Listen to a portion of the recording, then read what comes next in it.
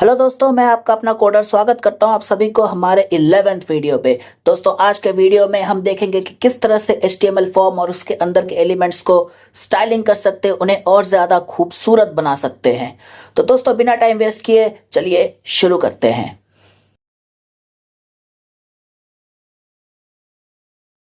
तो दोस्तों, जैसे कि हम देख सकते हैं यहाँ पर हमारा वेब पेज रेडी है।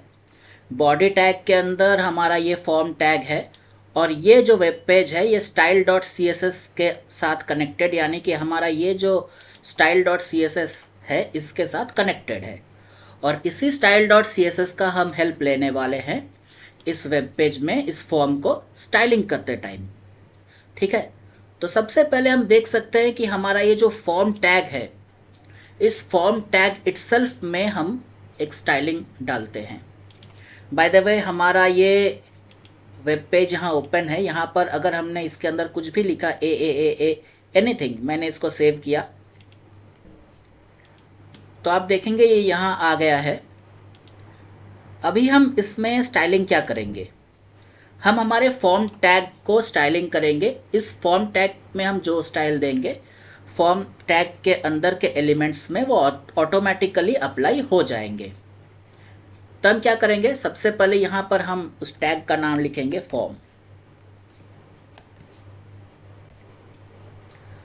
इसमें हम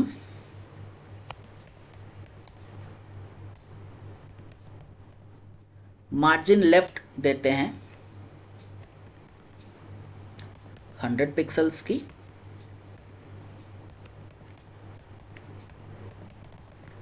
मार्जिन राइट देते हैं, सॉरी मार्जिन टॉप देते हैं 100 पिक्सल्स की ही। ठीक है, इतना दूर तक करके हम देखते हैं क्या आ रहा है। इसको मैं रिफ्रेश किया और ये देख सकते हैं ऊपर से जो है ये 100 पिक्सल्स का एक गैप बन गया है और लेफ्ट साइड से भी 100 पिक्सल्स का एक मार्जिन बन गया है।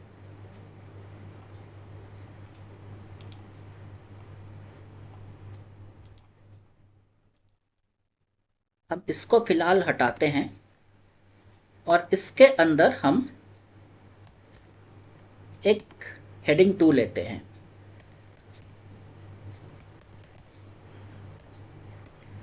लिखते हैं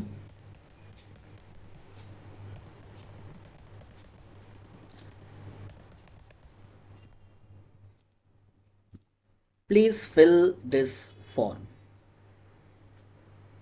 और इस H2 को, जो कि इस फॉर्म टैग के अंदर है, इस H2 को हम टेक्स्ट अलाइन करने वाले हैं सेंटर। तो हम क्या करेंगे, यहाँ पर फॉर्म स्पेस H2 यानी कि फॉर्म के अंदर का H2। हालांकि यहाँ पर सिर्फ एक ही H2 है अभी, तो हम अगर सिंपली H2 लिखते हैं तो उसमें भी काम हो जाता, लेकिन हमें कॉन्सेप्ट को अच्छी तरह से समझना है। हेडिंग 2 हमारे वेब पेज में बहुत सारे होने वाले हैं और अगर हम सिर्फ एक पर्टिकुलर H2 पर चाहते हैं कि वो अप्लाई हो तो हम इस तरह से नैरो डाउन कर सकते हैं। फॉर्म के अंदर वाला H2 पर स्पेसिफिकली अप्लाई होगा। तो टेक्स्ट अलाइन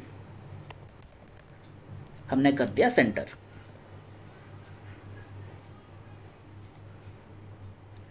अभी हम वेब पेज में जाके देखते हैं।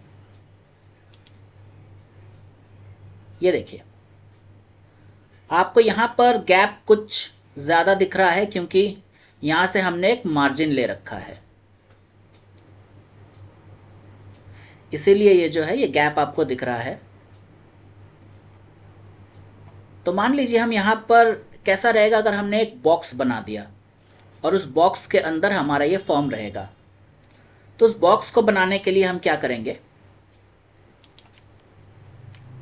सबसे पहले इस फॉर्म को जो है हम एक डिव से घेरेंगे।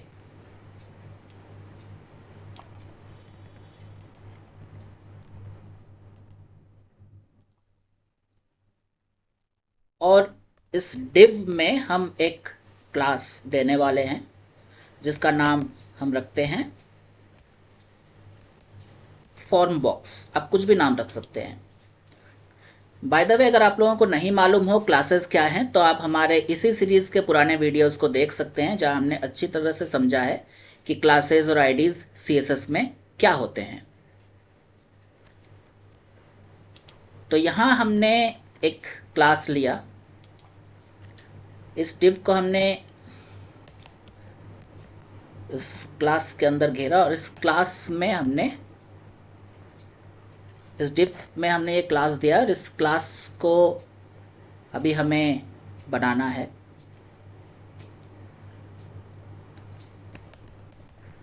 हम विड्थ ले लेते हैं से 500 पिक्सल्स।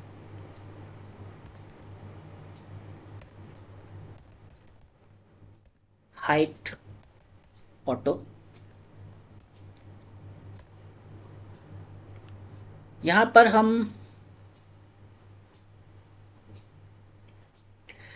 अंदर से पैडिंग ले लेते हैं 50 पिक्सल्स।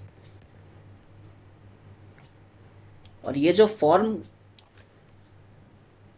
के ये प्रॉपर्टीज़ हैं, इनको हम इसी क्लास में डाल देते हैं, तो ये ऑटोमेटिकली अप्लाई हो जाएगा। बेसिकली क्या हो रहा है, फॉर्म को हम एक बॉक्स से घेर रहे हैं और उस बॉक्स में हम उस मार्जिन को अप्लाई कर रहे हैं, तो ऑटोमेटिकली बॉक्स के अंदर के कंटेंट में फॉर्म है, उसमें वो ऑटोमेटिकली अप्लाई हो जाएगा।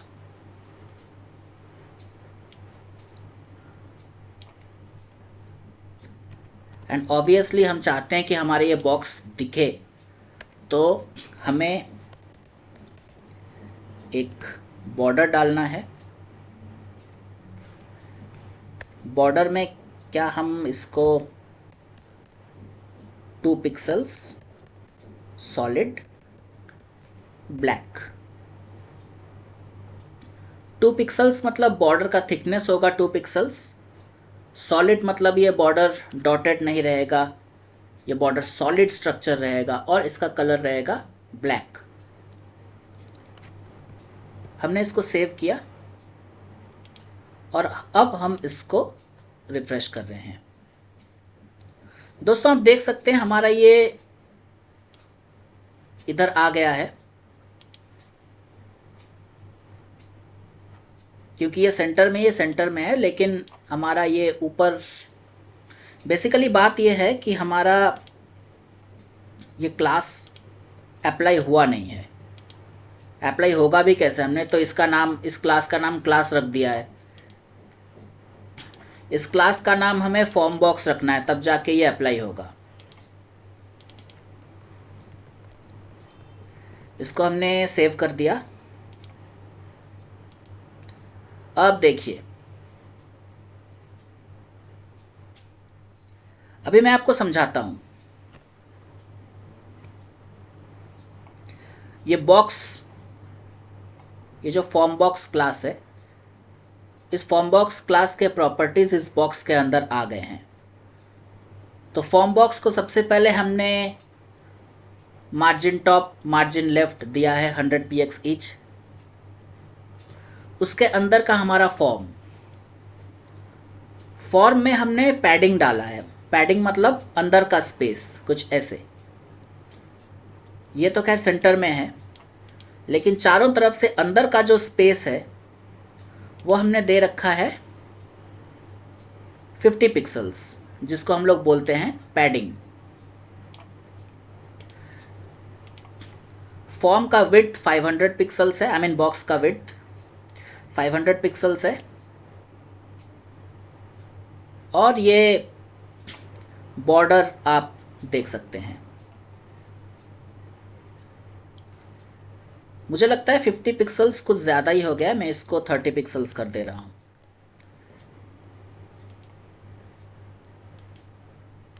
तो अब देखिए अंदर का जो स्पेस है 30 पिक्सल्स हो गए हैं। अभी हम इस फॉर्म के अंदर फॉर्म के एलिमेंट्स को डालने वाले हैं। शुरुआत करते हैं हमारे इनपुट टाइप टेक्स्ट से।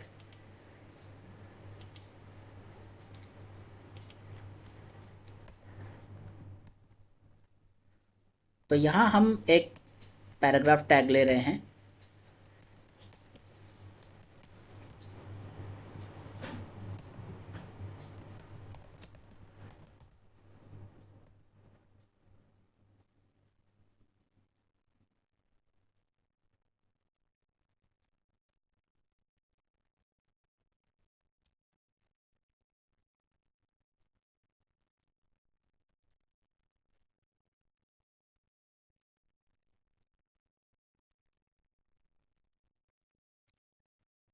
इसमें फिलहाल हमने कोई स्टाइल नहीं दिया है।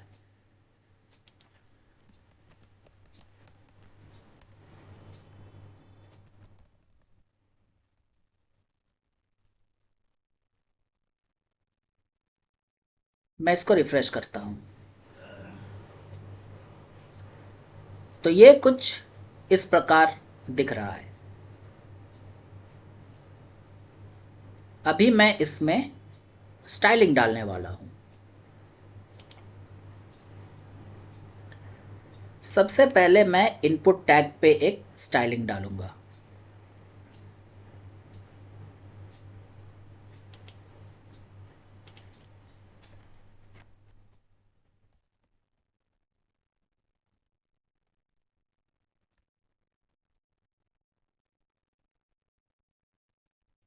इसको मैं मार्जिन टॉप दूंगा 5 पिक्सल्स। इसका विड्थ मैं करूंगा 100%, यानी कि पूरा स्पेस जो है ये ले लेगा।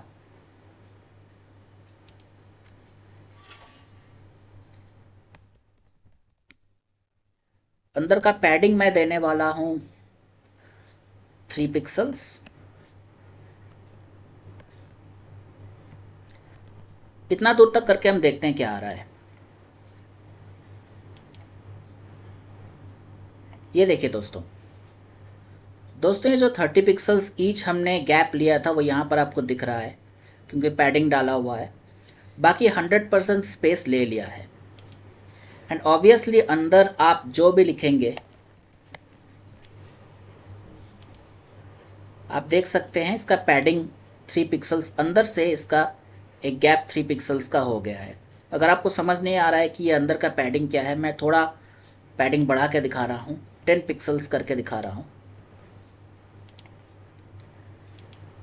ये देखिए दोस्तों अंदर का जो गैपिंग है वो 10 पिक्सल्स हो गया है।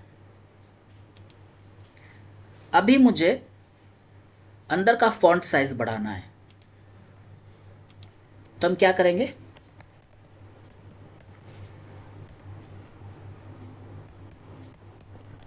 फॉन्ट साइज मैंने ले लिया 18 पिक्सल्स।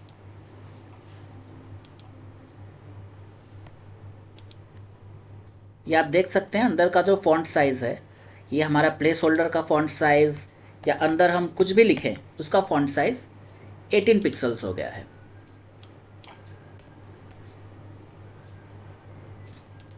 तो इसी सिलसिले में हम लेबल को भी थोड़ा सा स्टाइलिंग दे देते हैं। ये भाई साहब का भी फॉन्ट साइज हमने 18 पिक्सल्स दे दिया।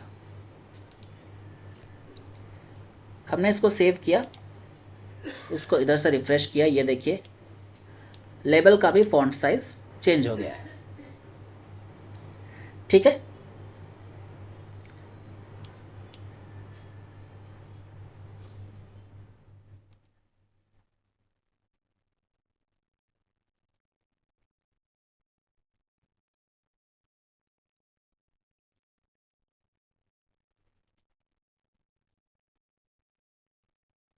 अभी हम क्या करेंगे, ये हमारे अंदर का जो वैल्यू है उसका फॉन्ट फैमिली हम चेंज करेंगे। तो हमें कुछ भी नहीं करना है,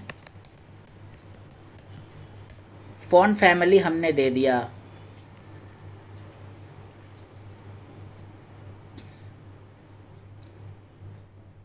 से हमने दे दिया कैम्ब्रिया। यहाँ मैं आपको बता दूं, आप इतने सारे फॉन्ट फैमिलीज जो देख रहे हैं ये हमारा मेन फॉन्ट है और बाकी सारे बैकअप फॉन्ट्स है, तो हमारा ये पहला वाला फॉन्ट को ये लेने वाला है। और अगर किसी कारण से ब्राउज़र को ये फॉन्ट नहीं मिला तो सेकंड वाला फॉन्ट को लेगा, सेकंड वाला फॉन्ट नहीं मिला तो थर्ड वाला फॉन्ट को लेगा। यहाँ पर आप देख सकते हैं टाइम्स न्यू रोमन में जो है एक सिंगल कोट डाला हुआ है, बाकी सब में नहीं है। ऐसा इसलिए क्योंकि टाइम्स न्यू रोमन जो है 3 वर्डेड है, तो अगर ये मल्टीपल वर्डेड हो फॉन्ट का नाम तो हमें सिंगल कोट्स डालना है, लेकिन अगर वो सिंगल वर्ड में हो जैसे कैम्ब्रिया कोचिन तो हम उसको इग्नोर भी कर सकते हैं। खैर, ये देखिए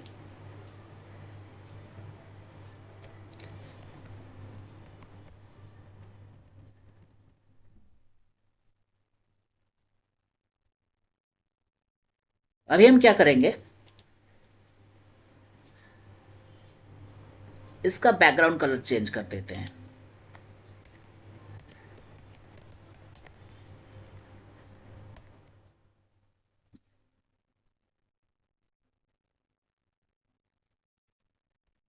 बैकग्राउंड कलर हमने कर दिया ब्लू, और इसको हम रिफ्रेश करके देख रहे हैं अंदर का ये बैकग्राउंड कलर ब्लू हो गया है।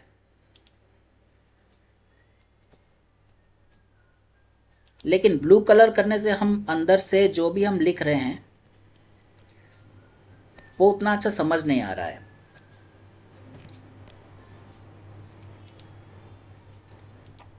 कुछ भी नहीं, हम टेक्स्ट का कलर सिर्फ कलर से डिफाइन करते हैं। इसको हमने कर दिया वाइट, रिफ्रेश किया एंड ऑब्वियसली हम जो भी टेक्स्ट लिख रहे हैं आप देखिए इसका कलर वाइट है। टेक्स्ट का हम फॉन्ट वेट बोल्ड कर सकते हैं।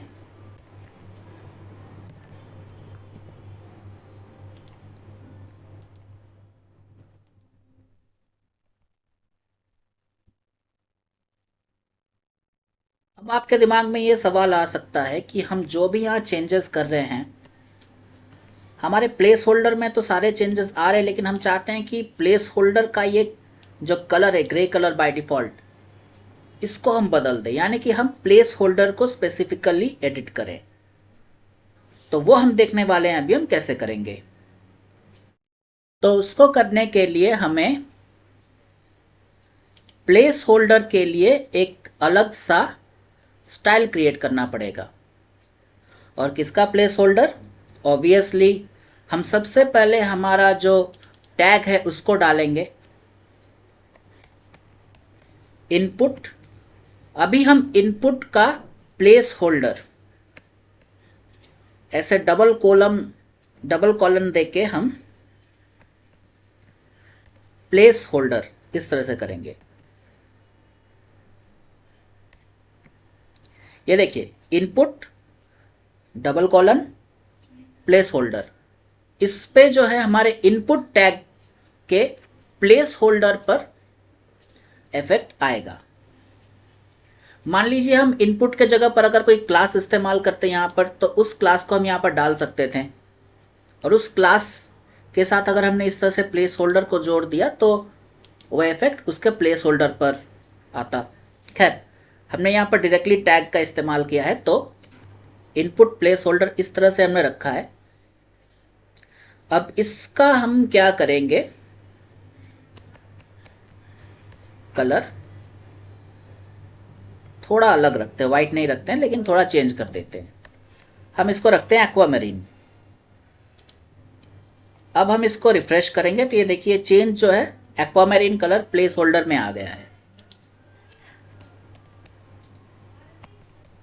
आप देखिए इसका जो वैल्यू है वाइट कलर का ही है, लेकिन इसका प्लेस होल्डर जो है उसका कलर चेंज हो गया है।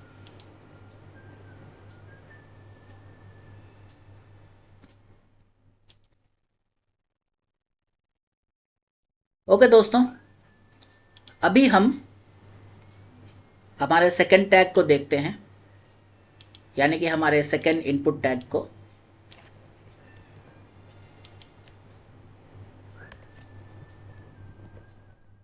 इसको हम रखते हैं ईमेल। इनपुट टाइप को भी हमने ईमेल बना दिया।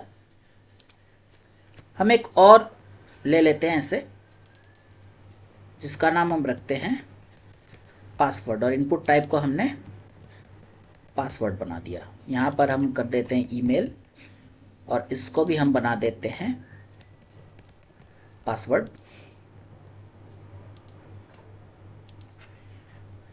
अब देखिए दोस्तों, सारे लेबल टैग्स और सारे इनपुट टैग्स, सारे प्लेस होल्डर्स पे ये इफेक्ट आ रहे हैं, क्योंकि हमने टैग्स को पकड़ पकड़ के यहाँ पर सारी चीज़ों को डाला है, सिर्फ एक क्लास हमने लिया है। अब मान लीजिए हम इनपुट टाइप ईमेल में स्पेसिफिकली कुछ चेंज करना चाहते हैं। ओके, मैं एक और काम करता हूं। यहां पर आप अगर देखेंगे, आप अगर कुछ फर्स्ट टाइम रजिस्टर कर रहे हैं तो यहां पर पासवर्ड को री एंटर करने बोला जाता है। हम इसको भी ले लेते हैं। इसको लेके एक और काम करना है। क्या काम करना है वो हम बहुत जल्द देखेंगे, लेकिन फ़िलहाल हम इसको, और इसका भी ऑब्वियसली इनपुट टाइप पासवर्ड ही रहेगा।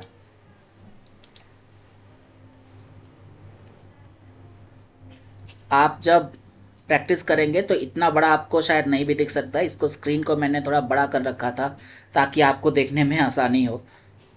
खैर, स्क्रीन को मैं बड़ा ही रखता हूँ। मैं चाहता हूँ ये वाला बॉक्स में, सिर्फ इनपुट टाइप ईमेल के इनपुट बॉक्स में कुछ चेंजेस हो। तो मैं क्या करूँगा,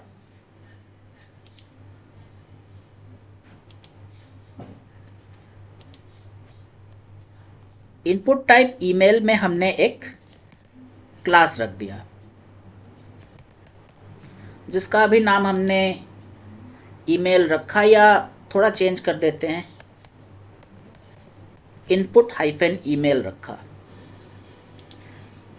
ध्यान दीजिएगा कि क्लास जो है सिंगल वर्डेड होना चाहिए। अगर ये मल्टी वर्डेड हो तो आप हाइफन देकर सेपरेट कर सकते हैं। तो अभी हम क्या करेंगे, इसको हमने सेव किया, यहां पर इनपुट ईमेल क्लास को लिया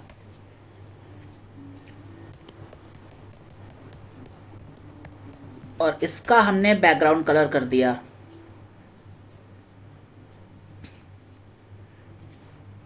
मान लीजिए इसका बैकग्राउंड कलर हमने वाइट ही कर दिया। और बैकग्राउंड कलर वाइट किया तो कलर तो इसका भैया ब्लैक ही करना पड़ेगा।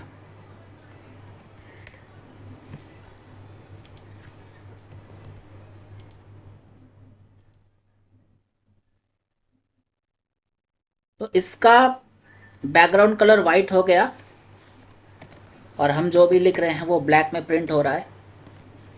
लेकिन इसका प्लेस होल्डर जो है, अगर आप ध्यान से देखें, ये इसी एक्वामेरिन कलर का ही है।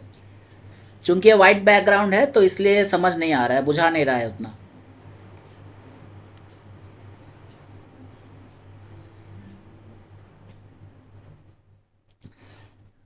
तो इसका प्लेस होल्डर हमें चेंज करना पड़ेगा। तो हम इस क्लास से पुल कर रहे हैं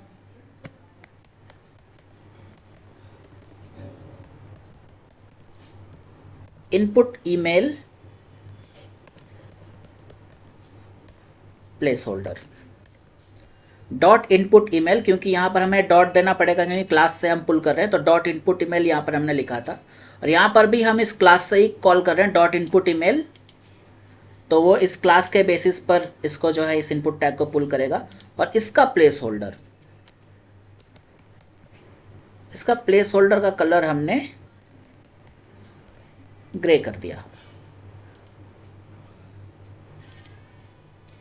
ये देखिए दोस्तों, इसमें ये चेंज आ गया। अभी दोस्तों चलते हैं पासवर्ड की तरफ।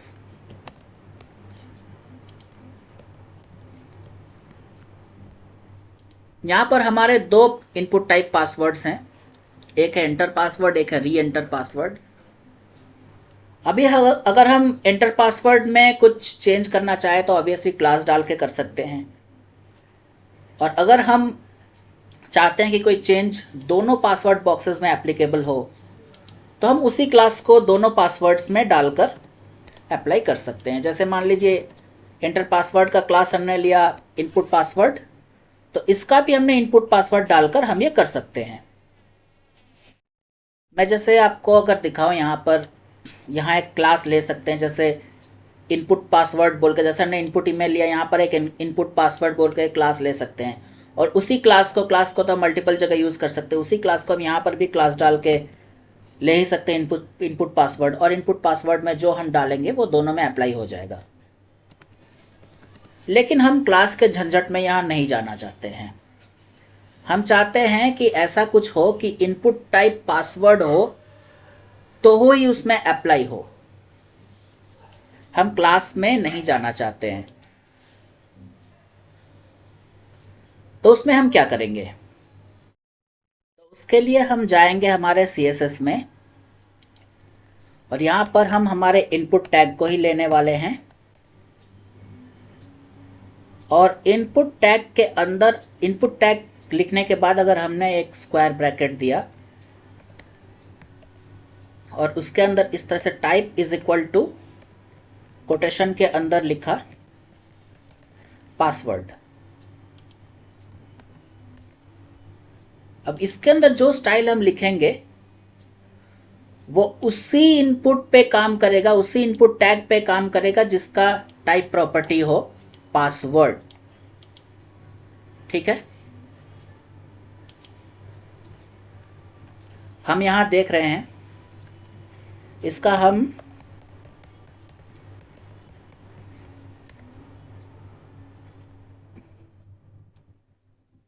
बैकग्राउंड कलर करते रहे हैं ब्राउन।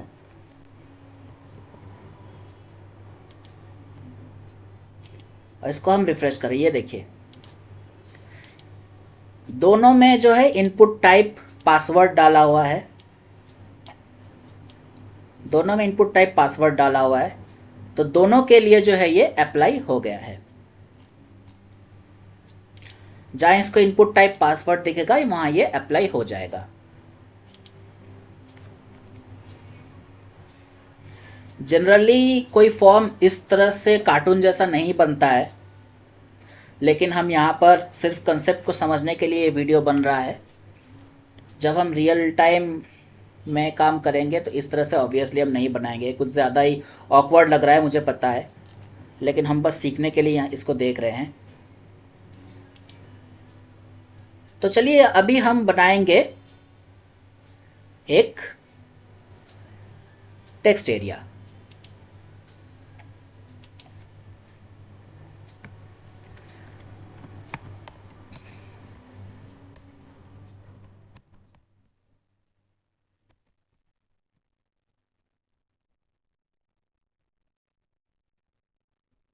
इसका नाम हमने रखा है एंटर डिस्क्रिप्शन।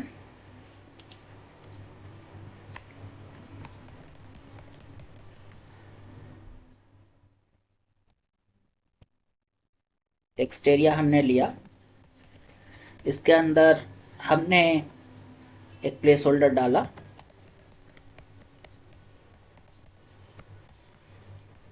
एंटर डिस्क्रिप्शन, और टेक्स्ट एरिया को हमने क्लोज किया। इसको हमने सेव किया और इसको हमने रिफ्रेश किया। तो दोस्तों ये देखिए टेक्स्ट एरिया पर कोई भी ये डिज़ाइन अप्लाई नहीं हुआ। हिसाब के मुताबिक ये नेम वाला जो डिज़ाइन है ये अप्लाई होना चाहिए था, लेकिन अप्लाई हुआ नहीं। होगा कैसे?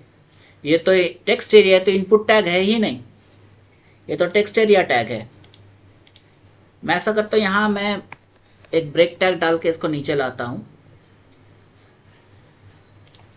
तो ये हम देखेंगे ये नीचे आ गया फर्स्ट क्लास। लेकिन इसमें हम चाहते हैं कि ये प्रॉपर्टीज अप्लाई हों।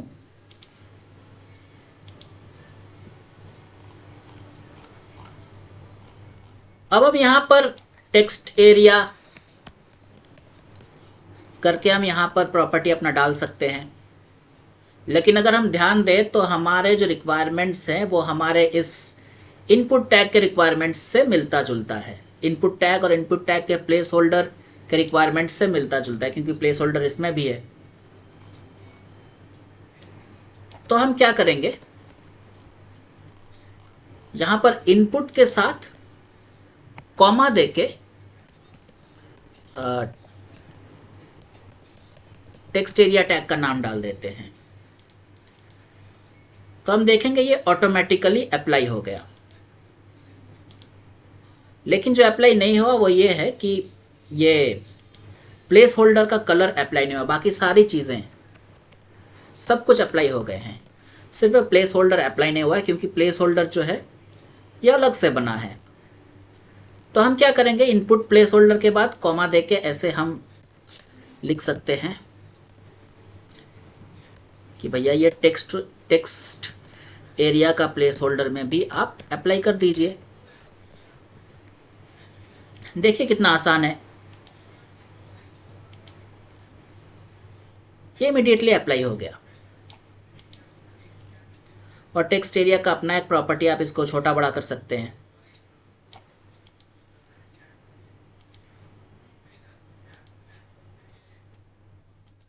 अभी हम बनाते हैं एक बटन,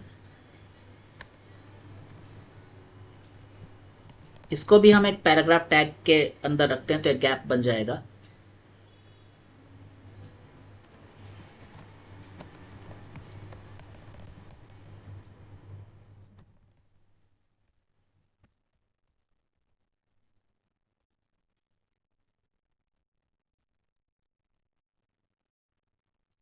बटन टाइप को हम यहाँ पर सबमिट नहीं रखते हैं, बटन टाइप को हम ऐसा करते हैं, यहाँ पर बटन टाइप हम बटन ही रख देते हैं। सबमिट करने पर जो ये फॉर्म सबमिशन में चला जाएगा, रिफ्रेश हो जाएगा पेज, फिर तो इशू हो सकती है यहाँ पर। तो हम सिर्फ स्टाइल को ही देखने वाले हैं, तो बटन को जो हम बार बार क्लिक कर सकते हैं, एंड क्लिक करके हमें देखना भी पड़ेगा।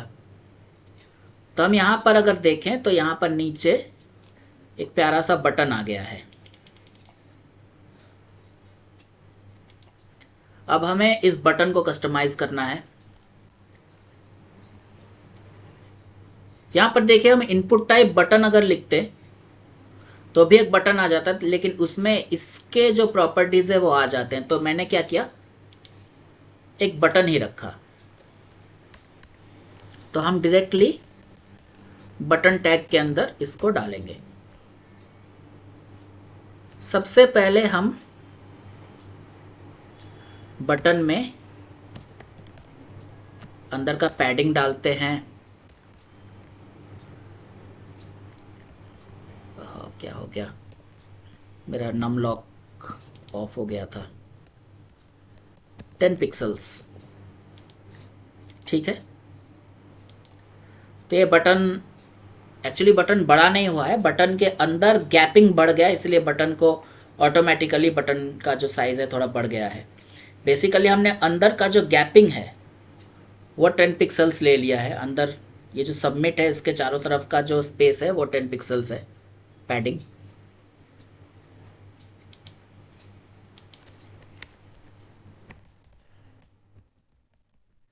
फॉन्ट फैमिली हमने ले लिया यहाँ पर ल्यूसिडा सैंस। तो ये देखिए ल्यूसिडा सैंस में आ गया है। अभी हम क्या करेंगे,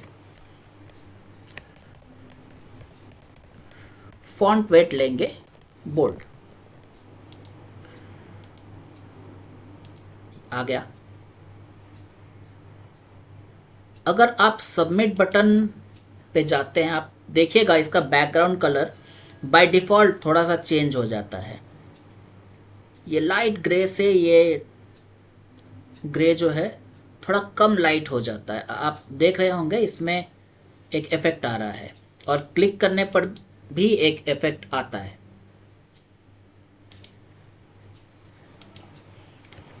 तो हम क्या करेंगे, हम बैकग्राउंड कलर ले रहे हैं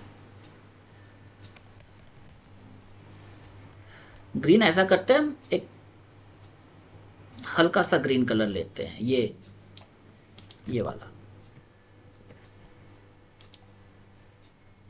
इसको हम रिफ्रेश करते हैं तो ये देखिए, लेकिन ये जो होवर इफेक्ट है वो चला गया है।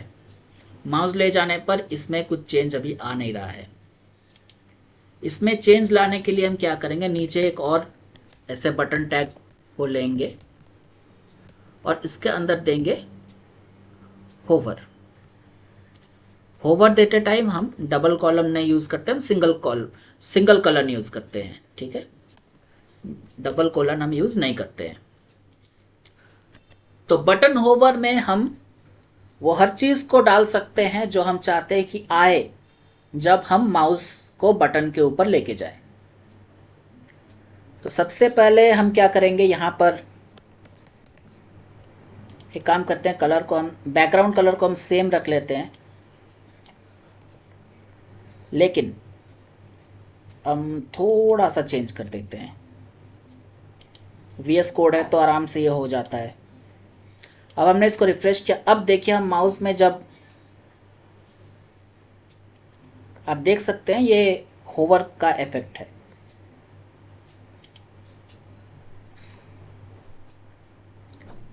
अभी ऐसा करते हैं, हम होवर में एक शैडो इफेक्ट डालते हैं। शैडो इफेक्ट डालने के लिए हम क्या करेंगे, बॉक्स शैडो का इस्तेमाल करेंगे।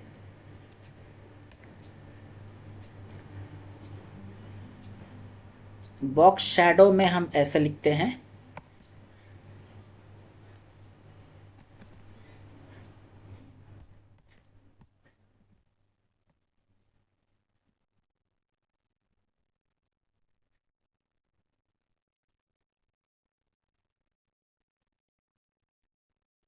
शायद ये कॉमा यहां पर नहीं होंगे, यस ये कॉमा यहां पर नहीं होंगे।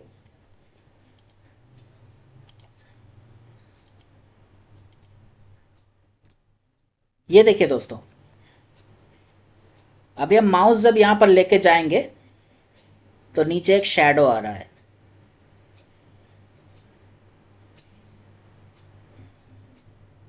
शैडो को आप अपने हिसाब से डाल सकते हैं, मैं बस आपको समझाने के लिए इस तरह से डाला है ताकि आपको शैडो जो है साफ दिख जाए। और इसको आप ऑब्वियसली क्लिक भी कर सकते हैं।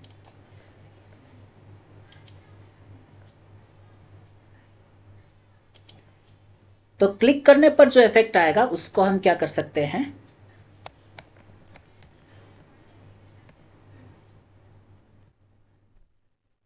बटन एक्टिव के अंदर हम दे सकते हैं। इसमें हम ऐसा करते हैं, बैकग्राउंड कलर को हम दे देते हैं,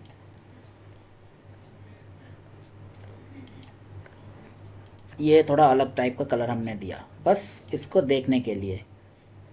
इसको हमने रिफ्रेश किया और जैसे हम इसको क्लिक कर रहे हैं तो आप देखिए कलर चेंज हो रहा है, जो कलर हमने एक्टिव में दिया है। तो आप जस्ट डिफरेंस को समझिए, ये नॉर्मल बटन है, बटन को होवर करते हैं तो ये इफेक्ट आते हैं और बटन को क्लिक करते हैं तो ये इफेक्ट आता है। और क्लिक को अगर हम छोड़ देते हैं, माउस को छोड़ते हैं, तो ये वापस से पहले जैसा हो जाता है।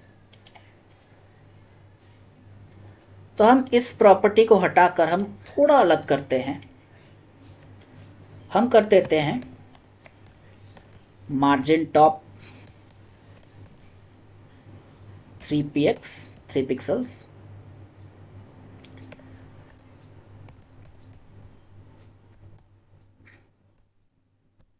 मार्जिन बॉटम -3 पिक्सल्स, इधर से मार्जिन लेफ्ट 3 पिक्सल्स और मार्जिन राइट -3 पिक्सल्स। हमने इसको सेव किया, इसको हमने रिफ्रेश किया। अब देखिए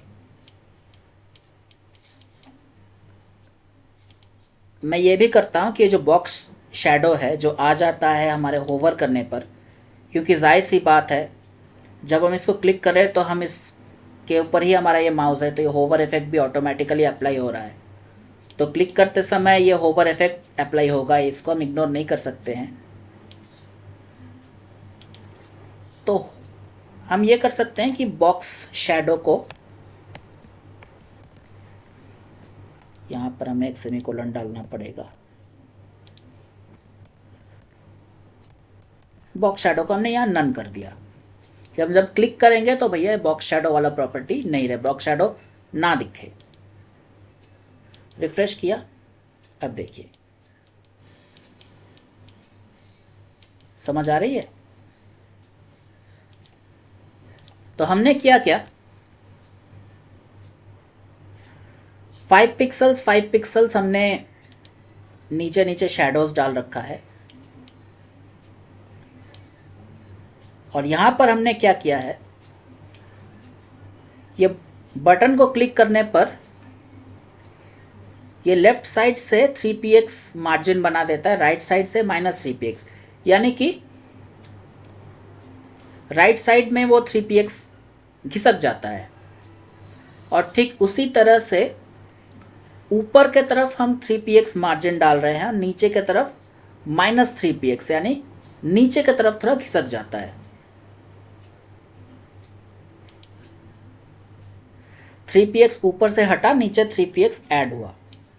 और ठीक उसी तरह से लेफ्ट साइड से ये 3px का मार्जिन बनाया और राइट साइड में 3px मार्जिन घटाया। बस उसी से ये इफेक्ट आ जाता है। तो दोस्तों जिस तरह से हमने यहाँ पर इस होवर इफेक्ट को देखा है, ये होवर इफेक्ट हम यहाँ भी अप्लाई कर सकते हैं कि यहाँ पर हम माउस को लेके गए तो इसका बैकग्राउंड कलर चेंज हो जाएगा, लेकिन हम चाहते नहीं कि ये करें क्योंकि ये बहुत ही ज़्यादा ऑकवर्ड लगेगा और फॉर्म्स में ये यूज़ नहीं होते हैं। हाँ, लेकिन एक चीज़ हम ज़रूर कर सकते हैं कि हम जब यहाँ पर कुछ लिखने जाएंगे तो इसका बैकग्राउंड कलर चेंज हो जाएगा।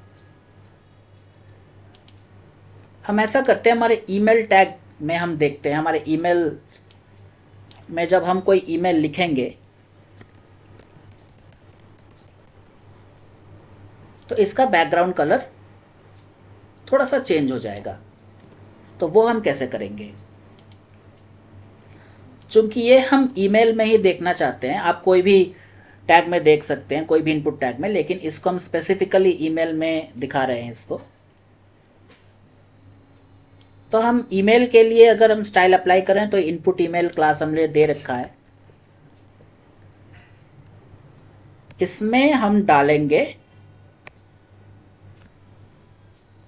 सिंगल कोलन देके फोकस।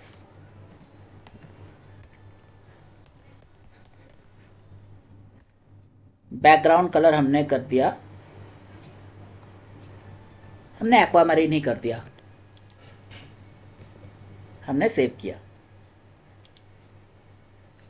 और ऑब्वियसली हमने इसको रिफ्रेश किया।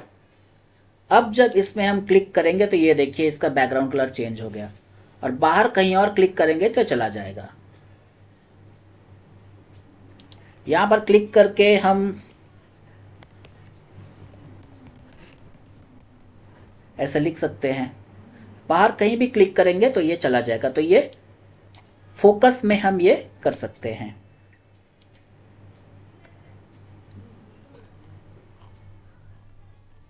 तो दोस्तों ये थे हमारे बेसिक CSS स्टाइल्स जो हम फॉर्म में अलग अलग जगहों पर अप्लाई कर सकते हैं। हालांकि ये फॉर्म एक कार्टून जैसा लग रहा है, लेकिन मैं ये कह सकता हूँ कि इस वीडियो के या इस फॉर्म को देखकर आप डेफिनेटली एक बहुत अच्छा सा फॉर्म बना सकते हैं। एक फॉर्म बना सकते हैं, क्लासिक फॉर्म बना सकते हैं, उनमें आप इस तरह के शैडो इफेक्ट्स वगैरह डाल सकते हैं, अपने हिसाब से स्टाइलिंग कर सकते हैं। हो सकता है आप ऑनलाइन कोई फॉर्म देखे होंगे जो आपको पसंद आएगा, आप उसको कॉपी करने की कोशिश करिए। हम लोग तो प्रैक्टिस ही कर रहे हैं, तो प्रैक्टिस के टाइम आप डेफिनेटली कॉपी कर सकते हैं। तो दोस्तों उम्मीद है आप लोगों को इस वीडियो में मज़ा आया होगा। आज के वीडियो के लिए इतना ही, मिलते हैं अगले वीडियो में, कुछ नया सीखने वाले हैं ऑब्वियसली HTML के बारे में। और इस चैनल से जुड़े रहने के लिए प्लीज़ इस चैनल को सब्सक्राइब कीजिए, इस वीडियो को लाइक कीजिए, बेल आइकन को प्रेस कीजिए। आपके ज़्यादा से ज़्यादा सब्सक्राइब्स होने पे मुझे भी इंकरेजमेंट मिलता है कि मैं ज़्यादा से ज़्यादा वीडियोस आपके सामने ला पाऊँ। ओके दोस्तों, मिलते हैं अगले वीडियो पे, तब तक के लिए bye bye and happy coding.